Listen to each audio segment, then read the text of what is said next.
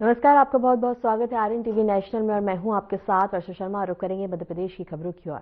Water sports academy boat club Bhopal में आयोजित खेल एमपी यूथ गेम्स का भव्य शुभारंभ मुख्यमंत्री डॉक्टर मोहन यादव की मुख्य अतिथि में हुआ। कार्यक्रम में युवाओं के उत्साह और खेल भावना की झलक साफ देखने को मिली। मुख्यमंत्री डॉक्टर मोहन यादव ने दीप प्रज्वलन कर खेलों का औपचारिक उद्घाटन किया और प्रतिभागी खिलाड़ियों से परिचय प्राप्त किया। इस अवसर पर उन्होंने कहा कि खेल न केवल शारीरिक और मानसिक विकास का माध्यम है, बल्कि अनुशासन, नेतृत्व और टीम भावना को भी मजबूत करते हैं। राज्य सरकार युवाओं को खेलों के क्षेत्र में आगे बढ़ाने के लिए निरंतर प्रयास कर रही है। मुख्यमंत्री ने कहा कि खेलो एमपी यूथ गेम्स जैसे आयोजन प्रदेश की खेल प्रतिभाओं को मंच प्रदान करने के साथ साथ उन्हें राष्ट्रीय और अंतर्राष्ट्रीय स्तर पर पहचान दिलाने में अहम भूमिका निभाएंगे। उन्होंने भरोसा जताया कि मध्य प्रदेश के युवा खिलाड़ी आने वाले समय में देश और प्रदेश का नाम रोशन करेंगे। उद्घाटन समारोह के दौरान रंगारंग सांस्कृतिक प्रस्तुतियां भी हुई, जिसने कार्यक्रम को और भी आकर्षक बना दिया। आयोजन स्थल पर विभिन्न खेल प्रतियोगिताओं के लिए आधुनिक व्यवस्थाएं की गई, जहां प्रदेश भर से आए युवा खिलाड़ी अपनी प्रतिभा का प्रदर्शन करें। कार्यक्रम में खेल विभाग के वरिष्ठ अधिकारी, जनप्रतिनिधि और खिलाड़ी और बड़ी संख्या में खेल प्रेमी उपस्थित रहे। खेलो एमपी यूथ गेम्स के माध्यम से राज्य में खेल संस्कृति को नई गति मिलने की उम्मीद जताई जा रही है।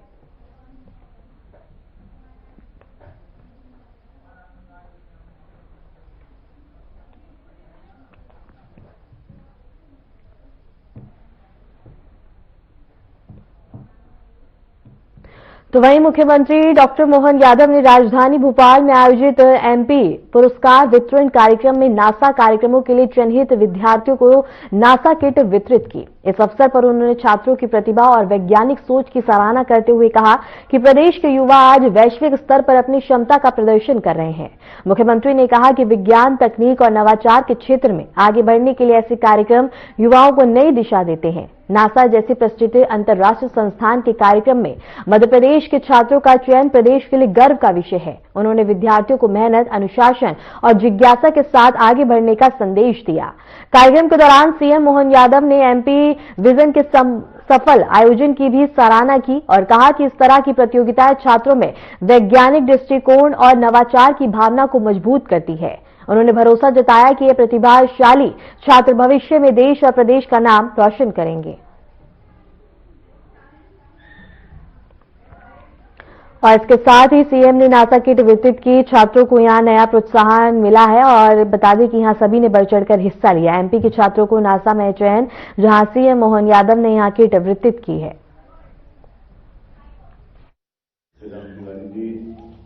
इस अवसर पर मौजूद आप सब प्यारे मित्रों, आपका आपके घर में स्वागत है। ये आप ही का घर है। आपका 24 मिनट में विरासत से विकास के 24 सवालों के उत्तर देकर प्रतियोगिता में पुरस्कार दिलाए थे। और क्विज में तो दिव्यांग भाई बहन कौन कौन है, इनको पुरस्कार मिला। कोई बात नहीं, ताली वाली हो जाएगी। इनका 39,000 से ज्यादा रजिस्ट्रेशन 27,000 प्रतिभागियों ने आपने बताई दिया पूरा। वाकई अद्भुत। सच में आज की हमारी ये जो छोटी सी सभा भली है, लेकिन बहुत गहरी। मैं आप सबका स्वागत करता हूँ, अभिनंदन करता हूँ। इस नाते से भी मैं जहाँ इस नगरी से नाता हूँ वो बहुत महाकाल की नगरी भी है, लेकिन खगोल में काल गणना की दृष्टि से, हमारी समय गणना की दृष्टि से सूर्य कितने हैं, आगे बच्चों से पूछ रहा हूं, कितने सूर्य हैं? सूर्य कितने हैं? धर्मा की व्यवस्था में जो इच्छा होगी, एक सूर्य सौरमंडल में एक वक्रतुंड महाकाय सूर्य कोटि।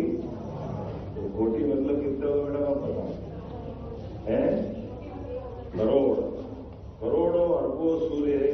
तो जो छोटे छोटे तारे के रूप में टिमटिमा रहे हैं ऊपर आसमान में, उनका प्रकाश आते आते, सूर्य नहीं, प्रकाश की किरण आते आते कितने साल हो जाते हैं?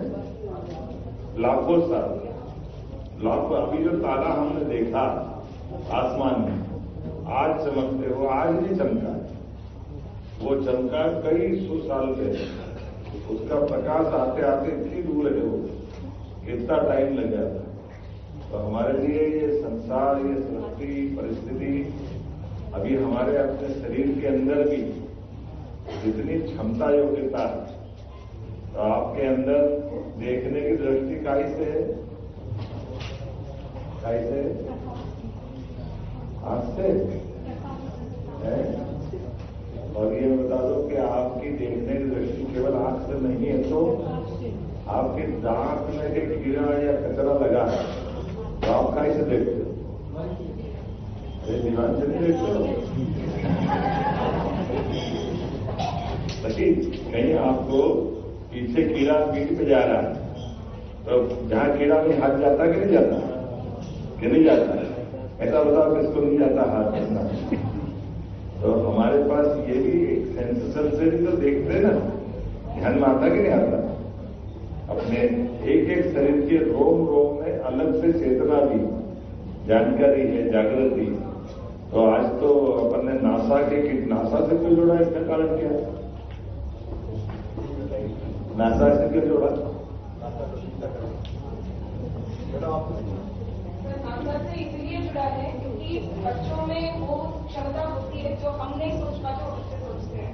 तो नासा भी बच्चों से प्रोजेक्ट मांग रही है। नासा कहाँ की संस्था है? तो उसका अभी क्या संस्था है? उनका स्पेस सेटलमेंट कॉन्टेस्ट करके एक कॉन्टेस्ट होता है, उसके लिए स्कूल के बच्चों से प्रोजेक्ट मांगते हैं। बहुत अच्छा, इसलिए जोरदार अभिनंदन करो हमारे लिए। नासा इंटरनेशनल संस्था है जो अमेरिका बेस्ड, जिसके आधार पर हमने अपने इस प्रतियोगिता का आयोजन किया। अब ये हमारे लिए तो लंबा विषय हो जाएगा, लेकिन आज तो मैंने आपके बीच केवल जो बच्चा अच्छे नंबर लाता है, ट्रॉफी जीतता है, तो परिवार को खुशी होती है। वो खुशी मुझे आप सबको देख के लग रहा है। आपके लिए, खुद के लिए मैं अभिनंदन करता हूं, स्वागत करता हूं। सभी आप आपकी बुद्धि, विवेक, मेहनत से आपने अपना मुकाम हासिल किया। सच में आपका वंदन, अभिनंदन। और हमारे अपने भारतीय लोगों की तो विशेषता है, आज दुनिया के अंदर जितने टैलेंट किसी देश के लोगों के हैं, उसमें सबसे बड़ा नंबर भारत का है, भारत के लोगों का है। मैं आप सबका उसके माध्यम से अभिनंदन करता हूँ। आज अपने बीच में से खास करके थोड़ा सा समय तो कम पड़ गया, लेकिन अगली बार में और अच्छी देर तक जब पे लड़ाएंगे, तो मेरी अपनी ओर से आप सबका पुनः जो विजेता है उनको बधाई। क्या क्या दे रहे हैं? Scooty, laptop? अभी तो मध्य प्रदेश में हाँ, स्कूटी हम दे रहे हैं, लैपटॉप। और ये जो नासा के लिए जो बच्चों को चयन हुआ है, उनको एक तो आपकी तरफ से टेलीस्कोप इनको वहाँ प्लेनेटोरियम देखने भेजो। प्लेनेटोरियम देखने गए क्या कोई? है अपने उज्जैन में साइंस सिटी है, उस साइंस सिटी में प्लेनेटोरियम में बहुत अच्छा तारामंडल और 3D के हिसाब से ऐसा लगता है बादल आए तो बिल्कुल आपके बादल के अंदर आप घुस जाओगे। ऐसा पूरा विमान चलता तो विमान में बड़ा विमान से पकड़ जाओगे, गिरोगे नहीं लेकिन एहसास हो जाएगा। ऐसे पहाड़, चंद्रमा कैसे बना है कौन बताएगा? चंद्रमा कैसे बना ये बताएगा? चंद्रमा ऐसा है, जब ग्रह बन रहे थे तो ग्रह में पृथ्वी, एक ये अपनी पृथ्वी माता है ना, बड़ा पिंड है, इस पे उल्का पिंड टकराया। उल्का पिंड टकराया तो जैसे धूल के ढेर पे पत्थर मारकर धूल पर उड़ता है ना, वैसे धूल का गुबार उड़ा और वो पहले लंबा रहा और 1 महीने के अंदर वो गोला हो गया। अपनी वो गुरुत्वाकर्षण कक्षा से बाहर नहीं गया, तो वो गोला अपनी पृथ्वी की परिक्रमा लगाया, तो वो अपना उपग्रह हो गया। ये ग्रह उपग्रह, तो चंद्रमा की उत्पत्ति 1 महीने, वो सब मालूम पड़ेगा आप वहां जाओगे तो, जो अपना प्लेनेटोरियम सभी ग्रह, नक्षत्र, उपग्रह, सौरमंडल, टेलीस्कोपी सबकी जानकारी आएगी। तो आज तो पुनः आपका सबका स्वागत, अभिनंदन, बहुत बहुत धन्यवाद।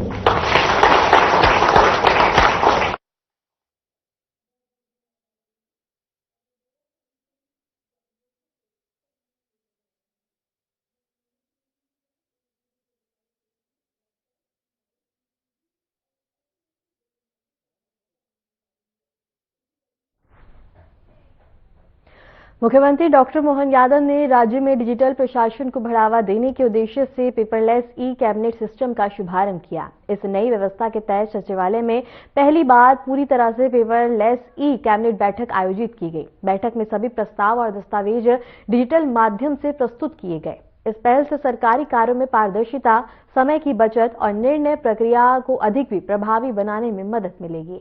और भोपाल से ये खबर हम आपको बता रहे हैं, जहां बता दें कि सीएम मोहन यादव ने लॉन्च की ई कैबिनेट और पेपरलेस सचिवालय में पहली बैठक ये हुई है और डिजिटल सिस्टम में तेज यहां बता दें कि प्रक्रियाएं देखने को मिल रही हैं और इससे पारदर्शिता बढ़ने की भी संभावना है। और इसके साथ ही ये खबर हम आपको बता रहे हैं, जहां डिजिटल सिस्टम में तेज प्रशासन, सीएम मोहन यादव ने लॉन्च की ई कैबिनेट बैठक। और इसके साथ ही बता दें कि यहां पहली बार प्रस्तुत किए गए हैं डिजिटल के माध्यम से दस्तावेज। और मुख्यमंत्री डॉक्टर मोहन यादव ने राज्य में डिजिटल प्रशासन को बढ़ावा देने के उद्देश्य से पेपरलेस ई कैबिनेट सिस्टम का आयोजित की गई। बैठक में सभी प्रस्ताव और दस्तावेज डिजिटल माध्यम से प्रस्तुत किए गए। इस पहल से सरकारी कार्यों में पारदर्शिता, समय की बचत और निर्णय प्रक्रिया को अधिक प्रभावी बनाने में मदद मिलेगी। और कार्य हैं, जहां बता दें कि सीएम मोहन यादव ने लॉन्च की ई कैबिनेट बैठक। पेपरलेस ई कैबिनेट की शुरुआत सचिवालय में पहली बार पेपरलेस बैठक और डिजिटल सिस्टम में तेज प्रशासन ई कैबिनेट से बता दें कि सरकारी पारदर्शिता बढ़ती हुई नजर आएगी।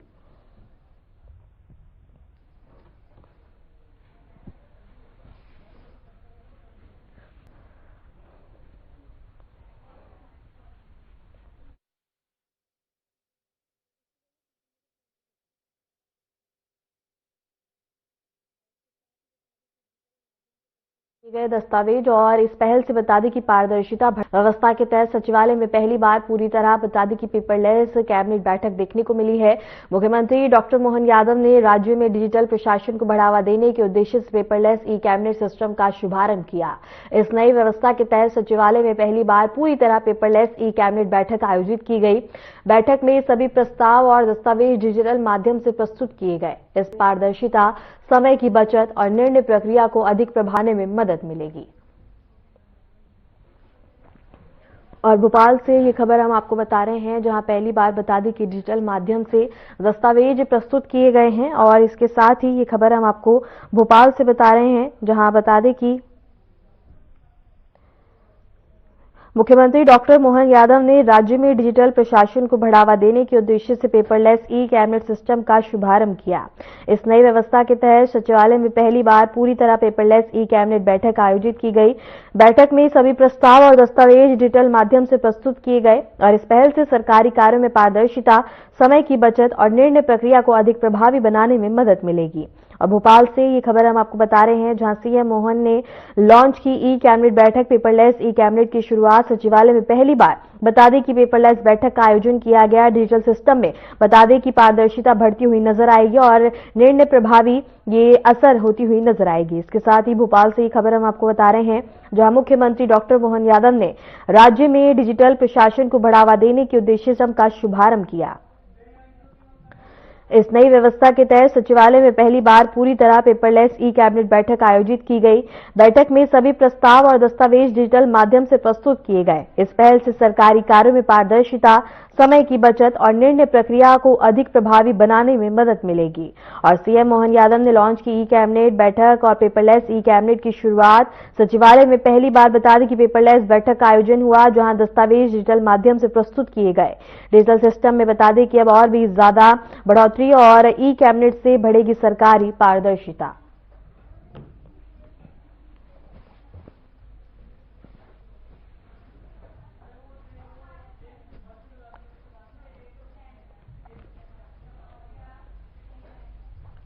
केंद्रीय मंत्री शिवराज सिंह चौहान ने अहमदाबाद में आयोजित अंतर्राष्ट्रीय फ्लावर शो 2026 में हिस्सा लिया। इस दौरान उन्होंने देश विदेश से आए आकर्षक फूलों की प्रदर्शनी का अवलोकन किया। उन्होंने आयोजन की सराहना करते हुए कहा कि ऐसे कार्यक्रम पर्यावरण संरक्षण, बागवानी को बढ़ावा देने और पर्यटन को प्रोत्साहित करने में अहम भूमिका निभाते हैं।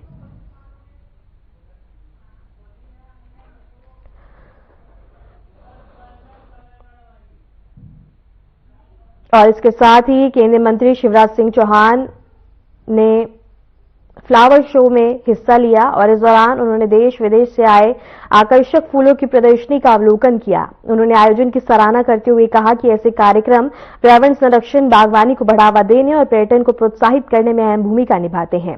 शिवराज सिंह चौहान ने देखा flower show. Ahmedabad flower show का आयोजन फ्लावर शो 2026 बना आकर्षण और अंतर्राष्ट्रीय फ्लावर शो में शिवराज सिंह चौहान ने शिरकत की है।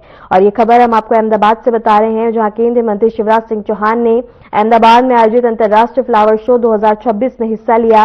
इस दौरान उन्होंने देश विदेश से आए आकर्षक फूलों की प्रदर्शनी का अवलोकन किया। उन्होंने आयोजन की सराहना करते हुए कहा कि ऐसे कार्यक्रम पर्यावरण संरक्षण, बागवानी को बढ़ावा देने और पर्यटक को प्रोत्साहित करने में अहम भूमिका निभाते हैं। और केंद्रीय मंत्री शिवराज सिंह चौहान ने अहमदाबाद में आयोजित अंतर्राष्ट्रीय फ्लावर शो 2026 में हिस्सा लिया। इस दौरान उन्होंने देश विदेश से आए आकर्षक फूलों की प्रदर्शनी का अवलोकन भी किया। उन्होंने आयोजन की सराहना करते हुए कहा कि ऐसे कार्यक्रम पर्यावरण संरक्षण, बागवानी को बढ़ावा देने और पर्यटन को प्रोत्साहित करने में अहम भूमिका निभाते हैं।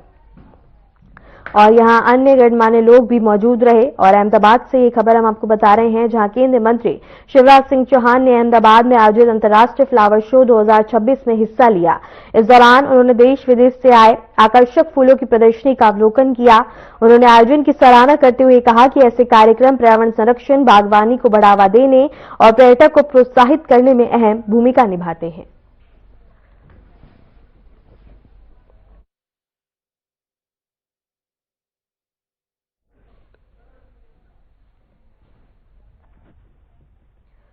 केंद्रीय मंत्री शिवराज सिंह चौहान और केंद्रीय मंत्री मनसुख मंडाविया ने बता दें कि हलौन गांव में आयोजित आत्मनिर्भर महोत्सव 2026 में सहभागिता की। इस दौरान उन्होंने ग्रामीण और स्थानीय उत्पादों और सांस्कृतिक गतिविधियों से जुड़े कार्यक्रमों का अवलोकन किया। दोनों मंत्रियों ने आत्मनिर्भर भारत की भावना को मजबूत करने में ऐसे आयोजनों की भूमिका को महत्वपूर्ण बताया। और इसके साथ ही ये खबर हम आपको बता रहे हैं, जहां केंद्रीय मंत्री शिवराज सिंह चौहान और केंद्रीय मंत्री मनसुख मंडाविया ने हलौन गांव में आयोजित आत्मनिर्भर महोत्सव 2026 में सहभागिता की। इस दौरान उन्होंने ग्रामीण और स्थानीय उत्पादों और सांस्कृतिक गतिविधियों से जुड़े कार्यक्रमों का अवलोकन किया। दोनों मंत्रियों ने आत्मनिर्भर भारत की भावना को मजबूत करने में ऐसे आयोजनों की भूमिका को महत्वपूर्ण बताया। इसके साथ ही बता दें कि हलौन महोत्सव का आयोजन महोत्सव में केंद्रीय मंत्री शामिल हुए। शिवराज सिंह चौहान और मनसुख मंडाविया ने देखा महोत्सव और इसके साथ ही ग्रामीण को मिला प्रोत्साहन। और ये खबर हम आपको भावनगर से बता रहे हैं, जहां केंद्रीय मंत्री शिवराज सिंह चौहान और केंद्रीय मंत्री मनसुख मंडाविया ने हलौन गांव में आयोजित आत्मनिर्भर हलौन महोत्सव 2026 में सहभागिता की। इस दौरान उन्होंने ग्रामीण और स्थानीय उत्पादों और सांस्कृतिक गतिविधियों से जुड़े कार्यक्रमों का अवलोकन किया। दोनों मंत्रियों ने आत्मनिर्भर भारत की भावना को मजबूत करने में ऐसे आयोजनों की भूमिका को महत्वपूर्ण बताया। और केंद्रीय मंत्री शिवराज सिंह चौहान और केंद्रीय मंत्री मनसुख मंडाविया ने बता दें कि हलौन गांव में आयोजित आत्मनिर्भर हलौन महोत्सव 2026 में सहभागिता की। इस दौरान उन्होंने ग्रामीण और स्थानीय उत्पादनों और सांस्कृतिक गतिविधियों से जुड़े कार्यक्रमों का अवलोकन किया। दोनों मंत्रियों ने आत्मनिर्भर भारत की भावना को मजबूत करने में ऐसे आयोजनों की भूमिका को महत्वपूर्ण बताया। और हलौन महोत्सव का आयोजन किया गया, जहां महोत्सव में केंद्रीय मंत्री शामिल हुए। शिवराज सिंह चौहान, मनसुख मंडाविया ने यह महोत्सव देखा। इसके साथ ही हलौन गांव में आत्मनिर्भर उत्सव यहां देखने को मिला है। केंद्रीय मंत्री शिवराज सिंह चौहान और केंद्रीय मंत्री मनसुख मंडाविया ने हलौन गांव में आयोजित आत्मनिर्भर महोत्सव 2026 में सहभागिता की। इस दौरान उन्होंने ग्रामीण, स्थानीय उत्पादनों और सांस्कृतिक गतिविधियों से जुड़े कार्यक्रमों का अवलोकन किया। दोनों मंत्रियों ने आत्मनिर्भर भारत की भावना को मजबूत करने में ऐसे आयोजनों की भूमिका को महत्वपूर्ण बताया।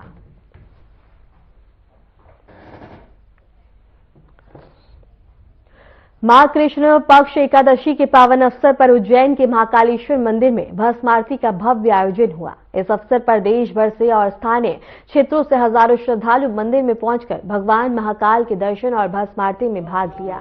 भक्तों ने पूजा अर्चना, मंत्रों और भजन कीर्तन में बढ़ चढ़कर हिस्सा लिया। मंदिर परिसर भक्तिमय वातावरण से गूंज उठा, जबकि श्रद्धालु की श्रद्धा और उमंग देखने लायक थी। आयोजकों ने सुरक्षा और सुव्यवस्था का विशेष ध्यान रखा ताकि सभी भक्त शांतिपूर्ण ढंग से इस धार्मिक आयोजन का लाभ उठा सकें।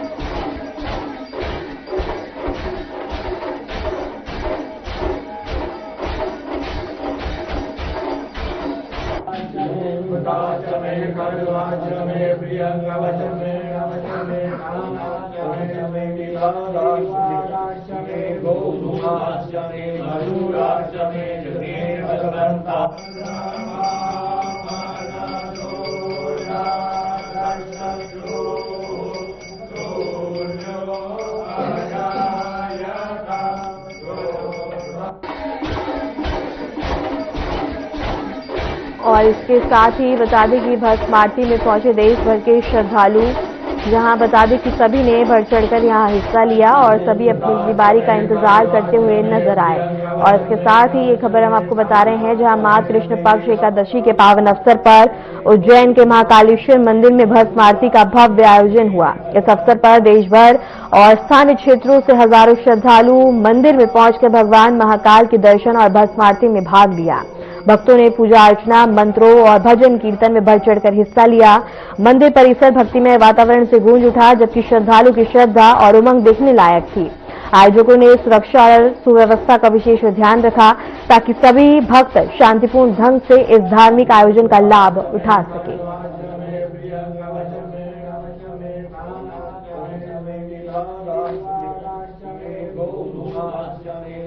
और महाकाल मंदिर में भस्म आरती और माघ कृष्ण पक्ष पर श्रद्धालु की भारी भीड़ यहां देखने को मिली है।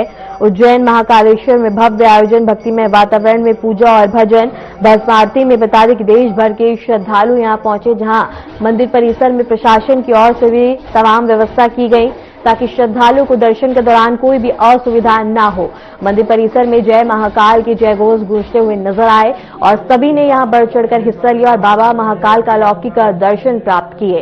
इसके साथ ही भस्म आरती में देश भर के यहां श्रद्धालु पहुंचे हैं। प्रशासन की ओर से मंदिर परिसर में तमाम व्यवस्था की गई ताकि श्रद्धालु को दर्शन के दौरान कोई भी असुविधा न हो।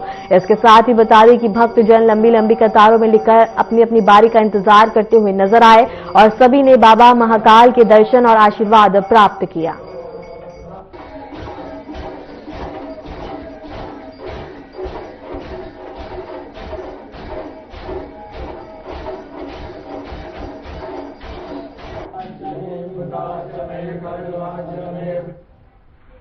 फिलहाल के लिए मध्य प्रदेश की खबरों में इतना ही, और ऐसी मध्य प्रदेश की तमाम खबरों को जानने के लिए देखते रहिए RNTV नेशनल।